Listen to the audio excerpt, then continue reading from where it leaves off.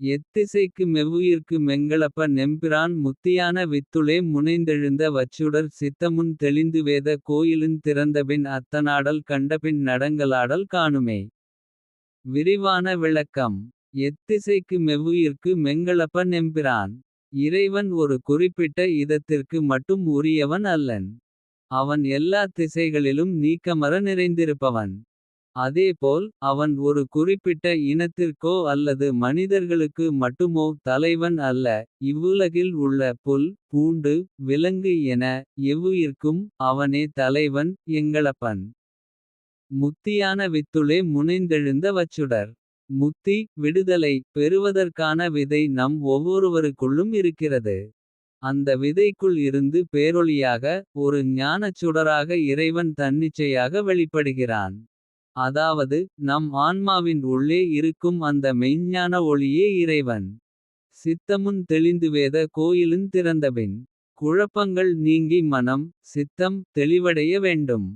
அப்படி தெளிவடையும் போது வேத கோயில் ஆகிய உடலும் உள்ளமும் திறக்கப்படுகின்றன.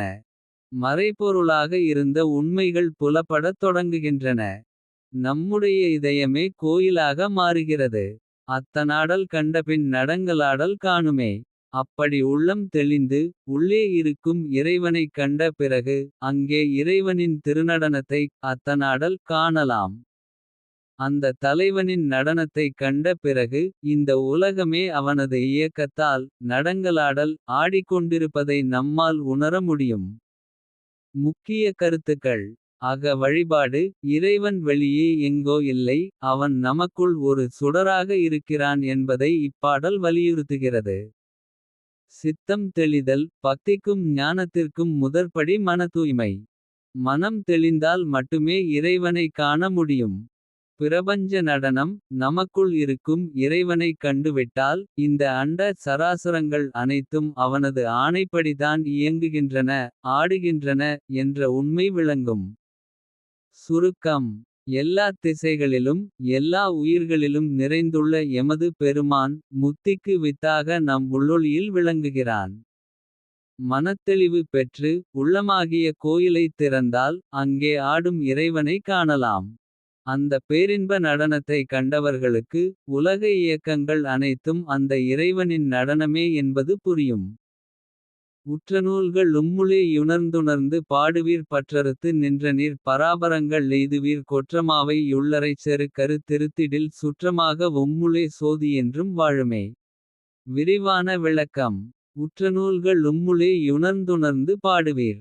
பல சாத்திரங்களையும் வேதங்களையும் தத்துவ நூல்களையும் ஒருவர் கற்றிருக்கலாம். ஆனால் அந்த நூல்களில் சொல்லப்பட்டுள்ள உண்மைகளை தமக்குள்ளேயே தேடி. உணர்ந்து அனுபவபூர்வமாகப் பார்ப்பதே உண்மையான அறிவு. அவ்வாறு உணர்ந்து பாடுபவர்களே இறைவனை நெருங்குகிறார்கள். 2. பற்றறுத்து நின்றநீர் பராபரங்கள் எய்துவீர். உலகப் பொருட்கள் மீதும் புலன் இன்பங்கள் மீதும் உள்ள பற்றினை. ஆசையை அறுத்தெறிந்து நிற்பவர்கள் மிக உயரிய பராபரம். எனப்படும் மேலான இறைநிலையை அடைவார்கள்.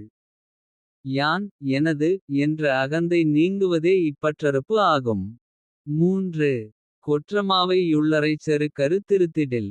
இங்கே கொற்றமா வெற்றி பொருந்திய குதிரை என்பது அடங்காத மனதை குறிக்கிறது. ஐம்புலன்களின் வழியே ஓடும் மனமாகிய குதிரையை அடக்கி. உள்ளத்தில் எழும் செருக்கு அல்லது ஆணவத்தை வேரோடு அறுக்க வேண்டும்.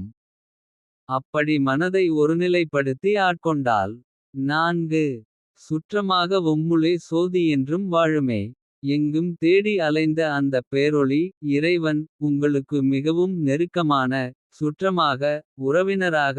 உங்கள் உள்ளத்திலேயே என்றும் நீங்காமல் நிலைத்து வாழும். தத்துவ பார்வையில் இப்பாடல் 3 நிலைகளை நமக்கு கற்பிக்கிறது. அறிவு நிலை நூல்களை படிப்பது மட்டும் போதாது. அதை தன்னுள் உணர வேண்டும் செல்ஃப் ரியலைசேஷன். துறவு நிலை புறப்பற்றையும் அகப்பற்றையும் ஆணவம் விடுதல். யோக நிலை அடங்காத மனமாகிய குதிரையை ஞானத்தால் கட்டிப்போடுதல்.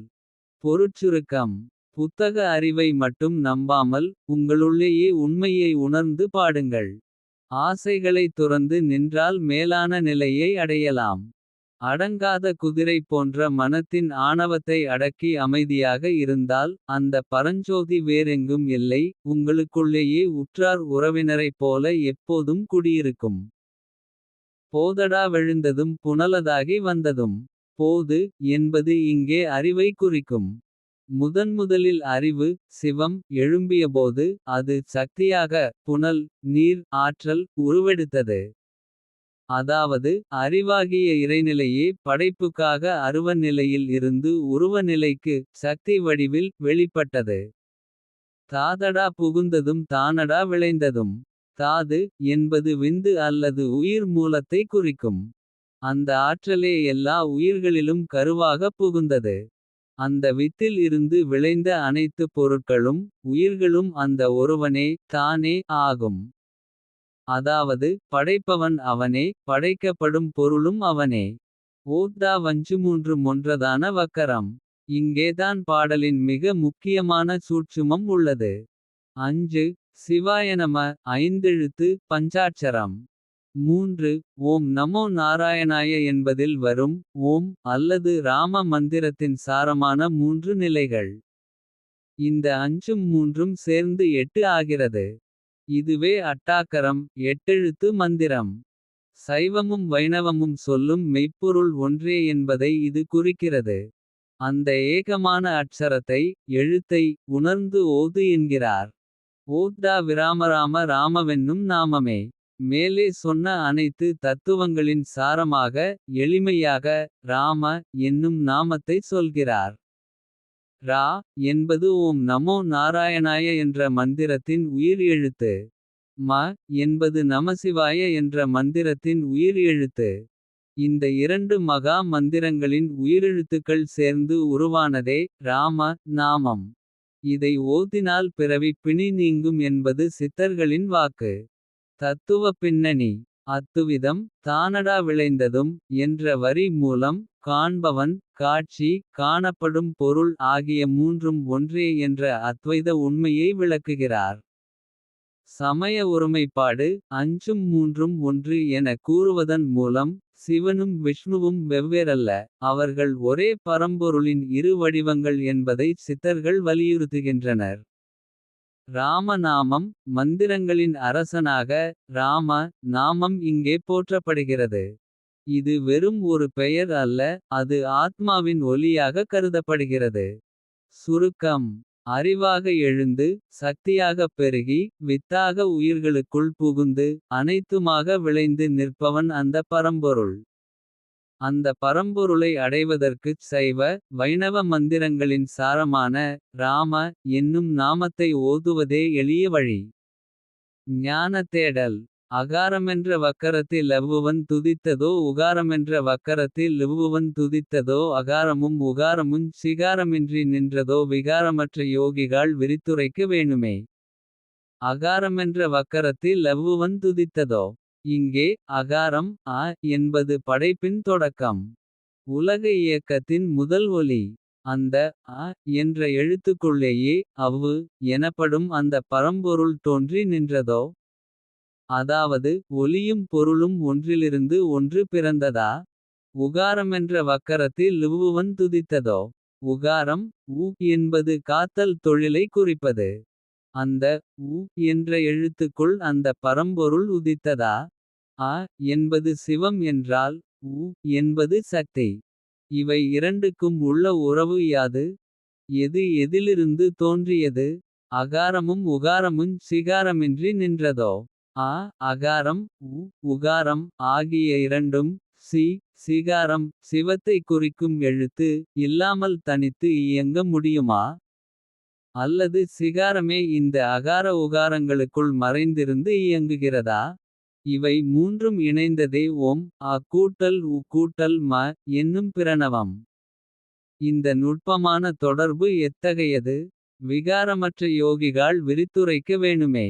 விகாரமற்ற என்றால் விருப்பு வெறுப்பு கோபம் ஆசை போன்ற மனமாற்றங்கள். விகாரங்கள் அற்ற நிலையில் இருக்கும் உண்மையான யோகிகளே. இந்த அகார உகார சிகாரங்களின் இரகசியத்தை எனக்கு விளக்கிச் சொல்லுங்கள் என்று சிவவாக்கியர் கேட்கிறார். தத்துவ பின்னணி பிரணவ தத்துவம். அ என்பது படைப்பு பிரம்மன். உ என்பது காத்தல் விஷ்ணு. ம என்பது அழித்தல் ருத்ரன். இவை மூன்றும் சேர்ந்த ஓம் என்பது முழுமை. ஆனால் சித்தர்கள் இதில் சிகாரம் எனப்படும் ஞானத்தை இணைத்து பார்க்கிறார்கள். அவ்வு இது ஆதி மூலத்தை குறிக்கும் ஒரு சொல். சிவவாக்கியர் பல இடங்களில் அவ்வு என்ற சொல்லையே பரம்பொருளுக்கு பயன்படுத்துகிறார். யோக ரகசியம் மூச்சு காற்றை உள்வாங்கும் போது அ என்றும் நிறுத்தும் போது உ என்றும் வெளியேற்றும் போது ம என்றும் யோக கலை விளக்கும். இந்தச் செயலில் சிவமாகிய சி எங்கே இருக்கிறது என்பதைக் கண்டறிவதே யோகத்தின் உச்சம். பொருட்சுருக்கம் அ என்ற எழுத்தில் இறைவன் தோன்றினானா. அல்லது உ என்ற எழுத்தில் தோன்றினானா. இந்த அகாரமும் உகாரமும் சிவமாகிய சி இல்லாமல் தனித்து நிற்குமா. உண்மையை உணர்ந்த மேலோர்களே. இதன் உட்பொருளை எனக்கு விளக்குங்கள். சிவவாக்கியரின் பாடல்கள் பெரும்பாலும் இது போன்ற கேள்வி எழுப்பும் பாணியிலேயே இருக்கும். இவை நம்மை ஆழ்ந்து சிந்திக்க தூண்டுபவை.